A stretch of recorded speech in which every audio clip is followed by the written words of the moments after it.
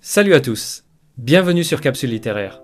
Aujourd'hui, on plonge dans l'histoire fascinante de Socrate, le philosophe grec qui a révolutionné la pensée occidentale sans jamais écrire un seul mot. Qui était cet homme? Pourquoi son nom résonne encore 2500 ans plus tard? Dans cette vidéo, on va explorer sa vie, ses idées, son courage et son héritage. Préparez-vous pour un voyage dans l'Athènes antique. C'est parti. Les origines de Socrate. Socrate naît vers 470 avant Jésus-Christ à Athènes, en pleine période de gloire de la Grèce, l'âge d'or. C'est une époque où la démocratie athénienne brille, où l'art, le théâtre et la philosophie explosent. Fils de Sophronisque, un sculpteur, et de Phénarète, une sage-femme, Socrate grandit dans un milieu modeste, loin des élites aristocratiques. On sait peu de choses sur son enfance, mais il reçoit une éducation de base, lecture, écriture, musique et gymnastique. Très tôt, il se passionne pour les idées.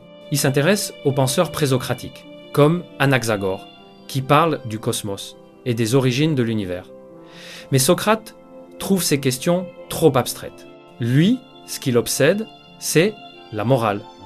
Comment vivre une vie juste et bonne? Cette question va guider toute sa vie. Une figure atypique à Athènes, Socrate n'est pas le philosophe classique qu'on imagine. C'est un personnage haut en couleur.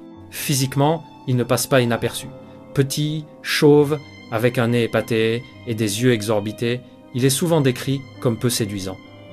Mais son charisme et son esprit brillant attirent les foules. Il passe ses journées sur l'agora, le cœur battant d'Athènes, à discuter avec artisans, marchands, politiciens ou jeunes curieux. Contrairement aux sophistes, ces enseignants qui facturaient leurs leçons, Socrate refuse l'argent. Pour lui, la philosophie est une quête de vérité, pas un commerce. Il vit simplement, souvent pieds nus, vêtu d'un vieux manteau, et se moque des conventions sociales. Sa femme, Xanthippe, est parfois décrite comme ayant un caractère difficile, mais Socrate semble l'accepter avec humour. La méthode socratique, l'art de questionner. Socrate révolutionne la philosophie avec sa méthode socratique. Pas de grands discours, ni de réponses toutes faites. Au lieu de ça, il pose des questions encore et encore pour pousser ses interlocuteurs à examiner leurs croyances. Par exemple, il demande « Qu'est-ce que la justice ?» ou « Qu'est-ce que le courage ?» À travers un dialogue, il révèle les contradictions dans les réponses, obligeant les gens à réfléchir plus profondément. Sa phrase célèbre « Je sais que je ne sais rien » résume son humilité intellectuelle. Il ne prétend pas détenir la vérité, mais incite chacun à la chercher. Cette méthode, appelée maïeutique en référence au métier de sa mère, qui aidait à accoucher des bébés, aide ses interlocuteurs à accoucher de leurs propres idées. Mais attention, ces questions pouvaient être agaçantes, surtout pour les puissants qui n'aimaient pas être mis en difficulté. Socrate, le héros de la guerre et de la morale. Socrate n'est pas qu'un penseur de salon. Pendant la guerre du Péloponnèse, qui oppose Athènes à Sparte, il sert comme hoplite, un soldat d'infanterie. Il participe à des batailles comme Potidée et Délion, où il fait preuve d'un courage remarquable, sauvant même la vie de jeunes soldats, dont le futur général Alcibiade. Mais son vrai courage, c'est dans la vie quotidienne qu'il le montre. Il critique ouvertement les politiciens et les puissants d'Athènes, dénonçant leur ignorance et leur corruption. Il refuse de se plier aux conventions ou de flatter l'ego des élites. Par exemple, lorsqu'on lui demande de participer à des décisions injustes, comme arrêter un innocent, il tient tête au risque de sa vie. Pour Socrate, vivre selon ses principes vaut plus que tout.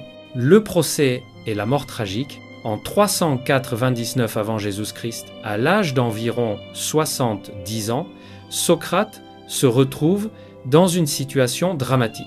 Il est accusé de 2 crimes graves, corrompre la jeunesse et ne pas respecter les dieux d'Athènes en introduisant de nouvelles divinités. Ces accusations sont en partie motivées par la jalousie et la peur qu'il inspire. Ses débats publics et ses critiques des puissants lui ont valu de nombreux ennemis. Lors de son procès, devant un jury de 501 citoyens, Socrate ne cherche pas à apaiser les tensions. Au contraire, il défend ses idées avec sa logique implacable, affirmant que sa mission philosophique lui vient d'un oracle de Delphes, qui l'aurait déclaré l'homme le plus sage. Condamné à mort, il refuse de s'enfuir ou de supplier pour sa vie. Il boit une coupe de ciguë, un poison, entouré de ses disciples comme Platon. Ses derniers mots énigmatiques sont « Nous devons un coq à Asclépios, payez cette dette ».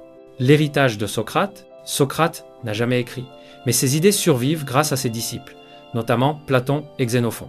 Platon, en particulier, fait de Socrate le personnage central de ses dialogues philosophiques. Ses idées sur l'éthique, la justice, la vérité et la politique ont posé les bases de la philosophie occidentale. La méthode socratique est encore utilisée aujourd'hui dans les salles de classe, les tribunaux et même les débats en ligne. Socrate nous enseigne une leçon intemporelle. Poser les bonnes questions, c'est souvent plus important que d'avoir toutes les réponses. Il nous pousse à douter, à réfléchir et à vivre selon nos principes, même face à l'adversité. Pour conclure, Socrate, c'est l'homme qui a changé le monde avec des questions et une vie de courage. Et vous, quelles questions vous inspirent aujourd'hui? Dites-le nous dans les commentaires, likez, partagez et abonnez-vous pour d'autres histoires qui font réfléchir. À bientôt!